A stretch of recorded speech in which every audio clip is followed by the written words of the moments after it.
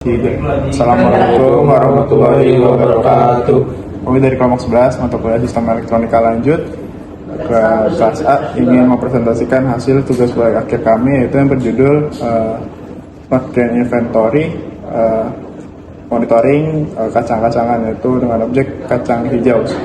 Mungkin sebelum mulai demo alat dan proses presentasi, izinkan kami untuk memperkenalkan diri masing-masing. Nama saya Putra Bimantara dengan NIM 2410314056. Nama saya Zulfar Firdaus dengan NIM 4101101. Nama saya Muhammad Lana Syauki dengan NIM 2410314035. Nama saya Gilang Kartanegoro dengan NIM 2410314012. Baik, selanjutnya adalah video demonstrasi dari kelompok kami.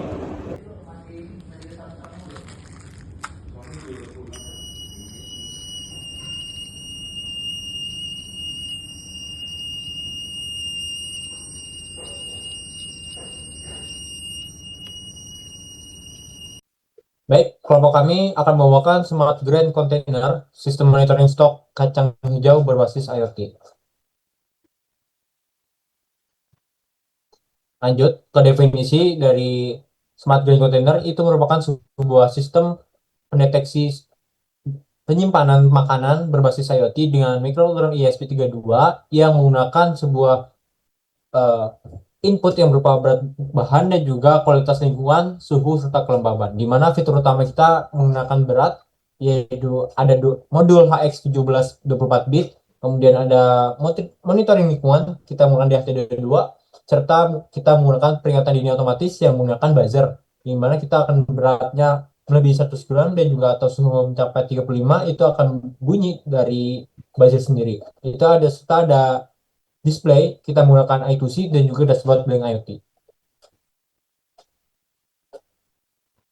Nah, jadi cara kerja dari sistem deteksi berat otomatis ini, kita menggunakan sebuah load cell yang dimana jika berat suatu bahan melebihi dari 100 gram, itu buzzernya akan mendeteksi, dan juga ketika suhu melebihi 35 derajat itu akan memicu buzzer untuk berbunyi.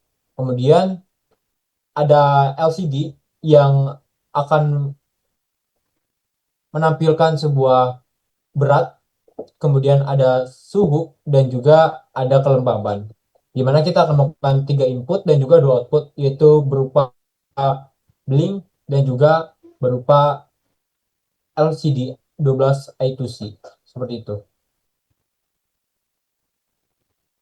Nah, dimana kita menemukan latar belakang masalah ini, kita tahu bahwa misalnya pemantauan stok biji ini masih manual, sehingga rentan terjadinya human error.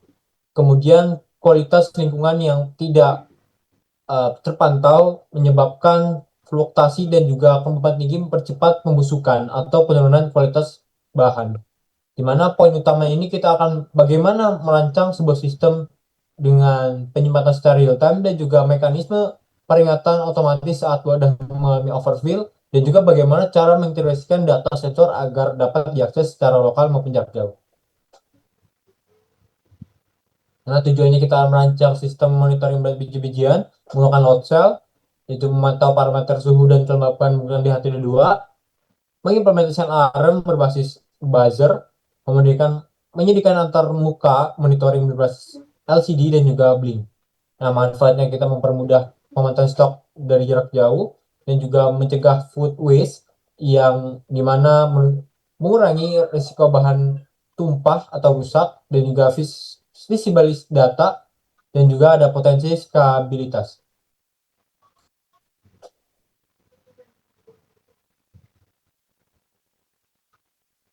Nah, ini dimana ada penelitian terdahulu dari Lydia, Gawade, dan Pratama, serta Muktiawan Nurfiana. Dan alat yang kami buat tentunya berbeda dari penelitian sebelumnya. Kami seringkali hanya fokus pada salah satu aspek, kualitas lingkungan saja atau kuantitas berat. Proyek ini memang menggabungkan pemantauan kualitas suhu dan kelembapan dari DHT22 dan juga dalam satu ekosistem IoT berbasis ESP32 dengan antarmuka dashboard yang interaktif. Itu ada komponen utama, ada ESP32 DevKit C1, sensor DHT22 yang mendeteksi suhu dan juga kelembaban, ada load cell yaitu mendeteksi berat tugasnya.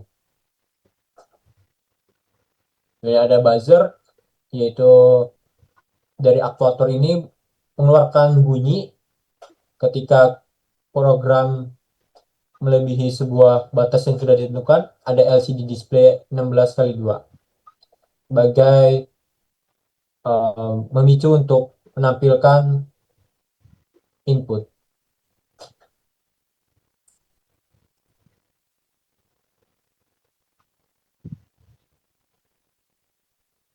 Lalu ada block diagram, ini akan disampaikan oleh teman saya Bima. Oke, kemudian ada blok diagram sistem di mana tadi dijelaskan kalau input kita itu DHT22 dan juga load cell. Kemudian ESP32 sebagai microcontroller dia yang memproses dari si input, kemudian output yang kita gunakan itu dashboard IoT, buzzer, dan juga LCD display. Oke, ini adalah skematik rangkaiannya yang sudah terlampir juga dalam laporan proyek akhir. Mungkin bisa dilihat.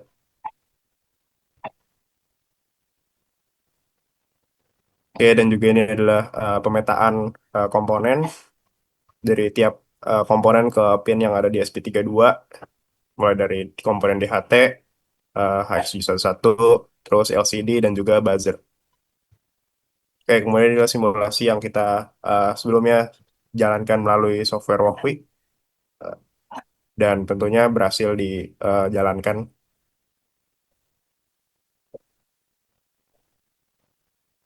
Oke, kemudian di sini ada flowchart, di mana itu menginisialisasi sistem dengan menggunakan koneksi WiFi, kemudian baca sensor dari input, kemudian ke data nya valid maka akan dikirim ke dashboard IoT, ke dashboard Blink-nya. Dan juga kalau beratnya di atas 100 gram maka atau suhu di atas 35 derajat maka buzzer akan aktif. Kemudian datanya dikirim ke Blink dan juga LCD display. Oke, kemudian ini adalah kode program yang kami pakai dalam pembuatan proyek alat ini.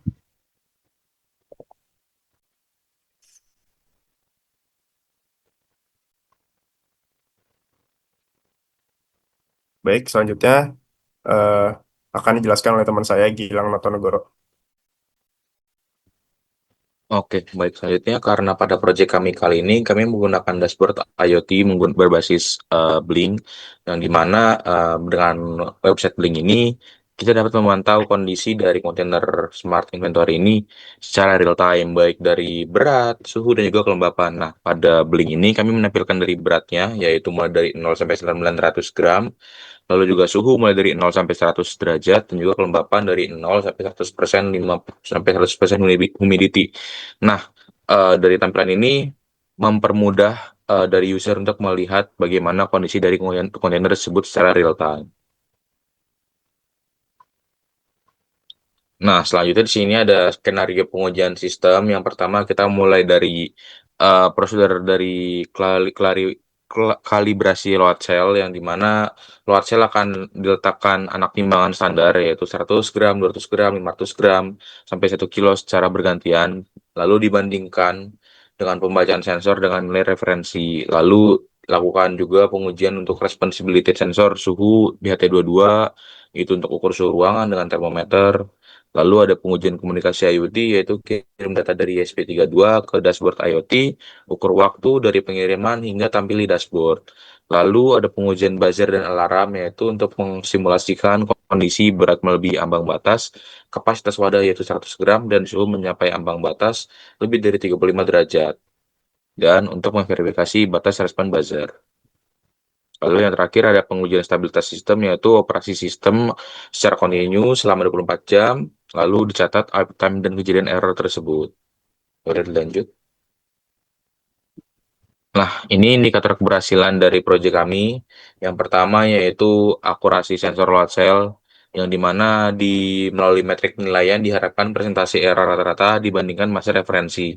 Dan target minimum yang kami ingin capai yaitu error rata-rata kurang dari 1%. Lalu ada akurasi load cell pada pengujian multi titik, yang dimana target minimum kita adalah R pangkat 2 lebih dari 0,999. Lalu indikator selanjutnya adalah akurasi sensor suhu DT22 yang dimana metrik penilaian adalah deviasi suhu terhadap termometer referensi, yang dimana deviasinya adalah kurang dari 1 derajat Celcius. Lalu yang selanjutnya ada respon sistem terhadap perubahan, yaitu kurang dari 500 ms lokal dan juga kurang dari 5 detik IoT. Lalu ada indikator yaitu kinerja komunikasi IoT, latensi transmisi data, dan presentasi data terkirim. Dengan target yaitu latensi kurang dari 5 second dan paket loss kurang dari 1%. Lalu yang terakhir ada stabilitas sistem atau continue run, yaitu metrik penilaiannya adalah uptime selama 24 jam operasi penuh dengan target minimum uptime lebih dari 99%. Mungkin boleh dilanjut. Nah, ini hasil pengujian dari proyek kami, yaitu kalibrasi dan akurasinya, yaitu didapatkan hasil, yaitu error rata-rata lebih dari 1%. Maka oleh karena itu, karena tidak sesuai dengan target, maka status belum tercapai. Lalu hasil pengujian untuk akurasi sensor suhu DT22 mendapatkan deviasi rata-rata yaitu 0,15 derajat Celcius. Nah, karena dia bisa dibilang deviasinya cukup untuk sekiranya tidak sampai 1 derajat, maka dia tercapai. Lalu ada komunikasi dan latensi IoT dengan delay rata-rata 1,2 dan juga paket loss-nya 0,0%, maka secara target dia juga tercapai. Lalu yang kelima ada buzzer dan alarm dengan waktu respon rata-rata 3 milisecond, sedangkan untuk targetnya itu kurang dari 500 milisecond, maka satu tercapai. Dan yang terakhir, stabilitas sistem yaitu 24 jam, didapatkan hasil uptime 99,44% error dan 0 kejadian. Sedangkan untuk targetnya 44 dengan uptime lebih dari 99% yaitu 0 cross fatal, yang dimana statusnya bisa dibilang sudah cukup tercapai. Oke, lanjut untuk analisis pembahasan. Untuk pemenuhan indikator keberhasilan dari evaluasi target dapat dilihat bahwa keberhasilan sistem diukur berdasarkan pada tabel 4.1, yang dimana jika ada target minimum yang belum terpenuhi, dilakukan root cause analysis RCA, serta perbaikan pada perangkat keras maupun lunak. Lalu ada kecepatan respon alat, yang dimana respon buzzer terbukti sangat cepat dan konsisten, berada jauh di bawah 500 mili-detik. Lalu ada logika program, kecepatan ini tercapai karena pengecekan ambang batas sensor dan juga aktivasi buzzer dieksekusi pada baris kode program yang sama. Untuk selanjutnya, boleh dilanjut oleh rekan saya. Oke, selanjutnya analisis pembahasan di mana di sini dari perbedaan rancangan dengan realisasi sistem itu perubahan logika berat yang awalnya dirancang untuk mendeteksi stok menipis, namun direalisasikan sebagai peringatan kapasitas penuh yaitu lebih dari 100 gram. Alasannya penyesuaian mekanis yang dimana mengingat berupa wadah berskala kecil berat di atas 100 gram beresiko membuat bahan pangan tumpah, dan itu merusak akurasi load cell dan mempercepat kerusakan bahan. Untuk optimasi parameter lain itu interval pembacaan sensor dipercepat yang rencananya 30 detik menjadi 1 detik agar lebih responsif, dan parameter kelembapan hanya ditampilkan di dashboard blink dan tidak dilibatkan dalam pemicu alarm buzzer. Kemudian penambahan modul LCD lokal sebagai pelengkap antarmuka fisik yang tidak ada pada rencana awal. Selanjutnya keterkaitan dengan selanjutnya kendala teknis dan solusi, di mana di sini masalah strapping pin menggunakan GPIO 2 sebagai jalur data modul yang memerlukan penanganan khusus karena pin tersebut mengaruhi mode booting awal pada ESP32 dan brownout dan instabilitas jaringan, di mana terjadi kendala penggunaan tegangan saat akibat lonjakan arus saat modul WiFi aktif serta ketidakstabilan koneksi blink. Terus solusi akhirnya itu semua kendala berhasil diatasi melalui optimasi script pada tahap inisialisasi awal sistem sehingga perangkat dapat beroperasi 24 jam dengan stabil. Selanjutnya tadi keterkaitan dengan penelitian terdahulu, di mana kelebihan integrasi sistem dari penelitian terdahulu mayoritas hanya berfokus pada satu aspek saja, dan di mana smart grid dan container ini sukses menggabungkan kedua aspek. Terus untuk kemandirian antarmuka lokal, di mana penambahan layar LCD membuat user tetap bisa memantau kondisi wadah secara langsung tanpa bergantung pada koneksi internet. Dan ini juga melengkapi dari sistem sebelumnya. Untuk selanjutnya kesimpulan proyek, di mana keberhasilan alat dari sistem Smart Green Container sukses merealisasikan integrasi ESP32, load cell plus HX711, DHT22, LCD Auto2C, dan platform Blink, dan monitoring berkelanjutan. Yang dimana tadi bisa dilihat secara real time. Terus selanjutnya itu sistem keamanan aktif, ini mana tadi yang buzzer ketika melebihi dari 100 gram, buzzer akan bunyi. Terus selanjutnya validatas objek, di mana kacang hijau berhasil digunakan sebagai objek uji untuk mengevaluasi seluruh parameter kinerja sistem pada skala purwarupa. Dan untuk saran pengembangan, di mana di sini pengembangan dari firmware itu menerapkan mekanisme kalibrasi load cell multi titik yang disimpan langsung pada EEPROM ESP32 agar sistem tidak perlu di flash ulang-ulang jika ada pergantian komponen. Terus meningkatkan fitur kontainer, yaitu menambahkan fitur deteksi stok menipis sebagai pelengkap alarm. Terus optimasi muncul dan UI, di mana mengintegrasikan notifikasi push aktif via Blink atau Telegram. Dan yang terakhir itu uji skalabilitas sistem, yang dimana melakukan pengujian lanjutan pada skala wadah komersial yang lebih besar dengan variasi jenis biji-bijian lain di luar kacang hijau. Terima kasih. Selanjutnya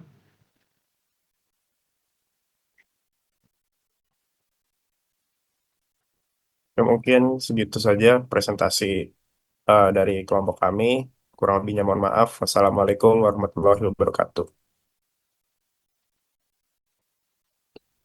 Sekian dari kelompok kami, kurang dan lebihnya mohon maaf. Wassalamualaikum warahmatullahi wabarakatuh.